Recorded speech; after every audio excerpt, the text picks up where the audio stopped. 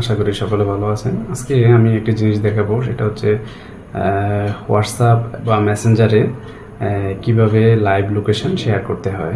ধরুন আপনি বা আমরা যখন বাড়ির বাইরে থেকে বের হই বা ট্যুরে বের হই, তখন নিকটতম লোককে অবগত করার জন্য বা তার লোকেশন শেয়ার করার জন্য যে অপশনটা চালু করা আছে হোয়াটসঅ্যাপ এবং মেসেঞ্জারে, আজকে আমি সেই প্রোগ্রামটাতে প্রয়োজন এবং নিরাপত্তাজনিত কারণেও মানুষকে লাইভ লোকেশন শেয়ার করতে হয়। প্রথমে যেতে হবে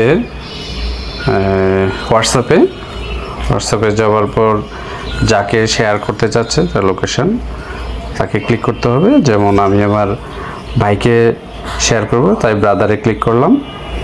ব্রাদারে ক্লিক করার পর অপশনে চালু করার পর ডকুমেন্টস, ক্যামেরা, আদার্স অপশনগুলো আছে। আমি লোকেশনে যাব। লোকেশনে যাওয়ার পর লাইভ লোকেশন আছে এবং কারেন্ট লোকেশনে আছে।